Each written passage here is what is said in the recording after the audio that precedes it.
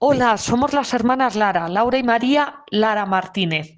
Desde España les enviamos un saludo y nuestra aportación para este Congreso de Puccini que ha organizado en el primer centenario de su muerte Eco Siciliano con las regiones de Italia y las familias sicilianas en Paraná.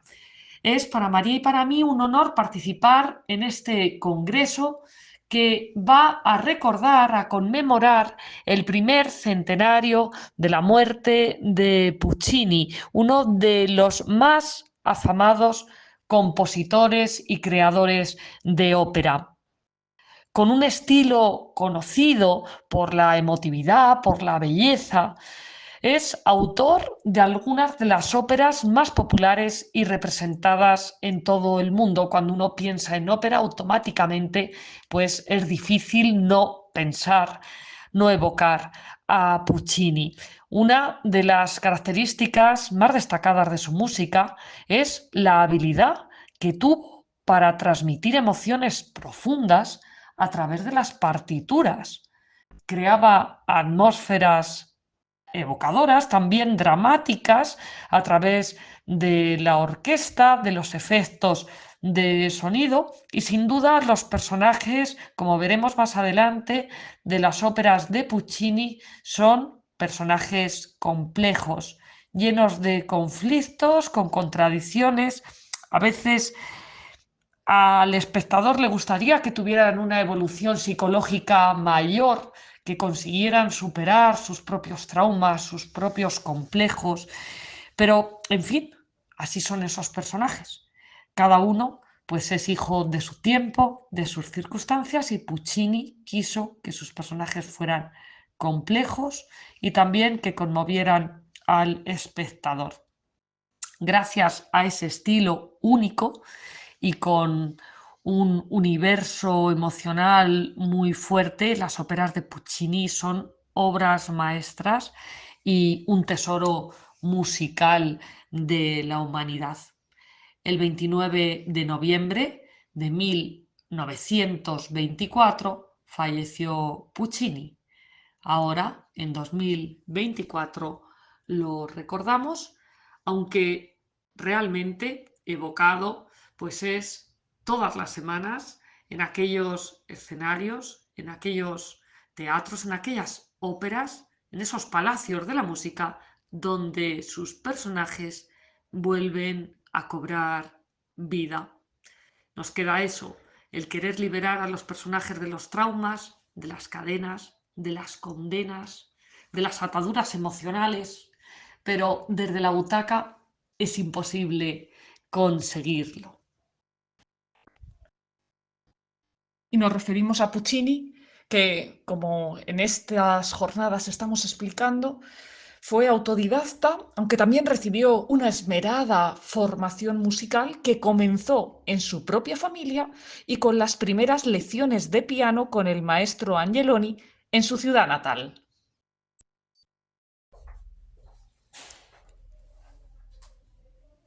Como ya ha explicado la profesora doctora Laura Lara Martínez, estamos encantadas de participar en este simposio internacional sobre Giacomo Puccini que se organiza desde Argentina con la colaboración de Italia. Puccini nació en Lucca, en el Gran Ducado de Toscana, el 22 de diciembre de 1858. Murió en la provincia de Brabante, en Bélgica, en Bruselas, con 65 años, el 29 de noviembre de 1924, a causa de cáncer de laringe. Una paradoja, él que era compositor de óperas. La música corría por sus venas y por su genética. Sus antepasados habían sido maestros de coro en el Duomo, en la Catedral de Lucca, y eso hizo que desde pequeño estuviera entre acordes. Con 5 años se quedó sin padre, se quedó huérfano. Una dura experiencia, tuvo que irse a vivir con su tío, Fortunato Maggi, y no se lo puso muy fácil, porque era un poco díscolo, fumaba a escondidas, no llegaba a encajar esas pruebas duras de la vida. Giacomo Puccini fue un visionario de la música. Se entrenó de manera profesional en el campo musical en el Conservatorio de Milán, inscribiéndose para estudiar composición. Dicen que despertó al teatro musical después de asistir en 1876 a una representación de Aida de Giuseppe Verdi en Pisa, a donde había llegado andando porque el tren había tenido una avería, y precisamente cuando entra en 1880 con ayuda de parientes y una beca en el Conservatorio de Milán, ahí con 21 años ya va a destacar como compositor, porque compone la misa, que después sería llamada la Misa de Gloria. Esta obra va a marcar un antes y un después en su carrera. Además, tenemos que señalar que Puccini va a ir componiendo óperas, algunas las presenta a concurso, como por ejemplo Le Villi, que se representa en 1884 en el Teatro dal Verme de Milán, a pesar de que no había ganado el concurso, y también va titubeante en esos primeros tiempos. Le pasa también con su obra Edgar, que le costó 5 años de trabajo y que no tuvo mucho éxito, aunque después sufriría bastantes modificaciones de repertorio en los meses siguientes. La vida personal de Puccini corre paralela a su carrera y en algunos momentos es discordante. Tiene 2 hijos, Fosca y Antonio, pero también tiene idilios con mujeres casadas, mujeres que luchan por el corazón de Puccini, que se enfrentan, llegando a rozar la criminología, el estudio de la vida pasional de Puccini, porque tenía que pagar él indemnizaciones o multas por esas disputas que tenían las que pretendían ser sus amantes. La tercera ópera de Puccini, Manon Lescaut, fue un éxito extraordinario.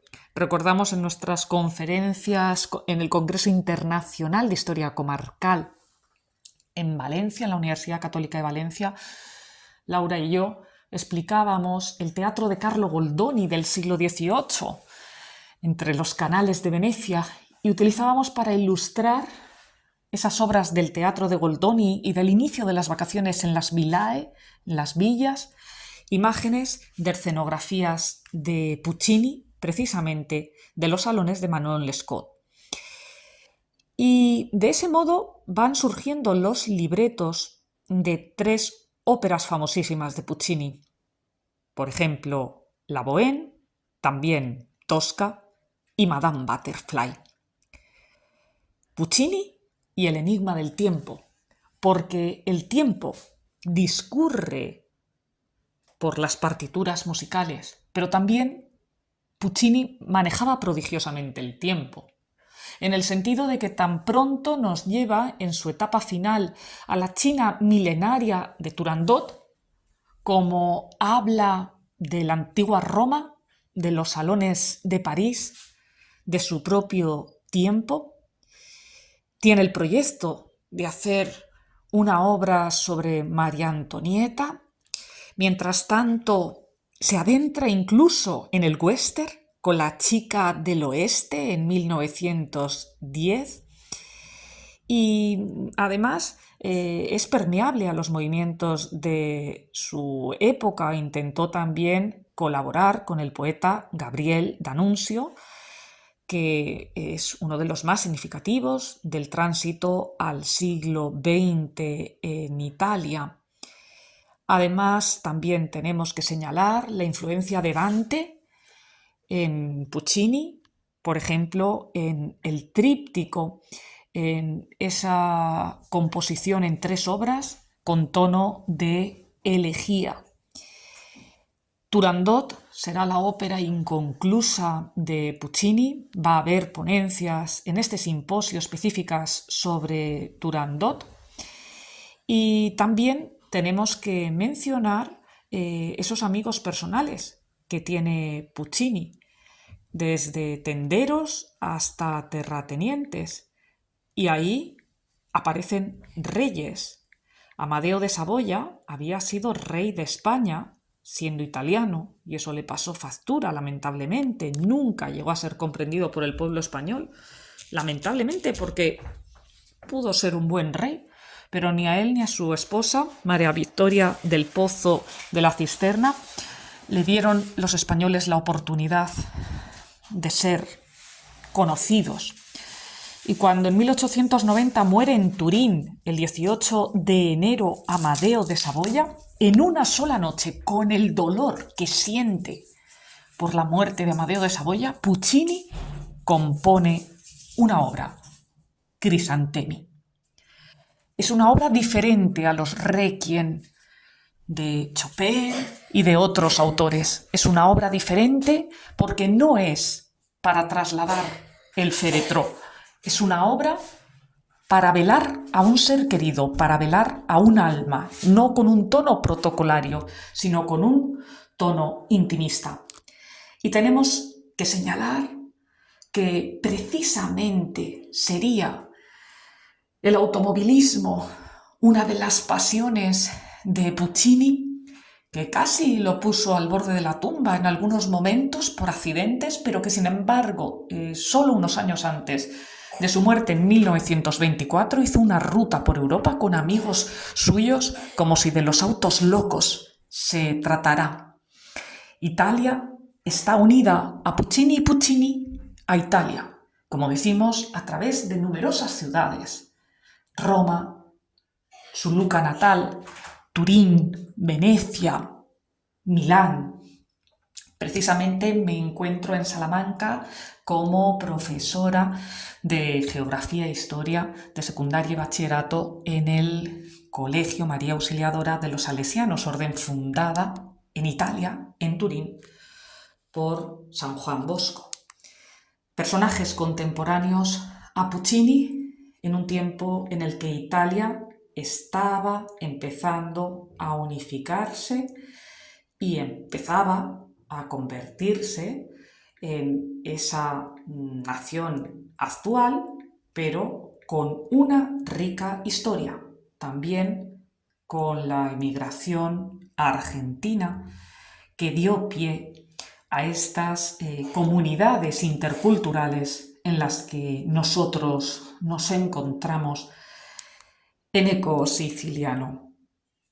100 años de la muerte de Giacomo Puccini, las representaciones se suceden por todas las ciudades y ese cambio de siglo que marcó Puccini con un melodismo lírico está basado especialmente en su manejo del tiempo.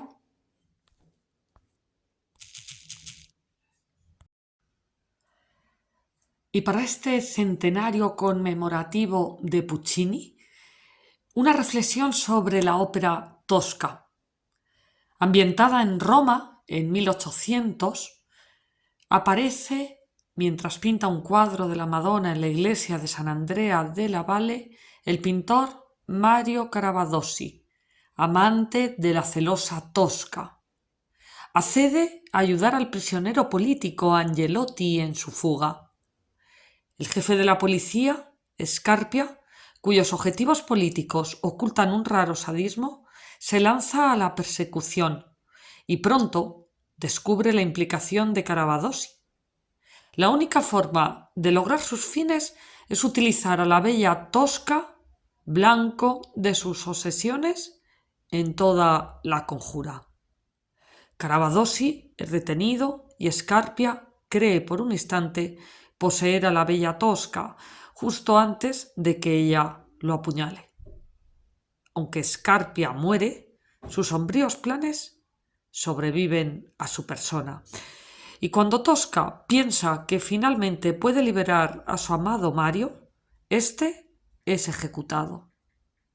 Tosca, antes de ser capturada, prefiere lanzarse al vacío desde lo más alto del castillo de San Angelo. Aquí está Tosca, la presentación de esta ópera de Puccini, ópera en 3 actos, que está, bueno, pues reflejando el drama, por un lado, del amor, del desamor, de la ambición, y por otro, pues ese camino que el romanticismo empezaba a abrirse paso en torno a algo que es tan eterno y tan consustancial al ser humano como es la búsqueda afectiva de sentirse querido. Claro, sentirse querido sin llegar a los límites que se reflejan en la ópera tosca. Puccini, el Centenario y Eco Siciliano con las regiones de Italia. Gracias.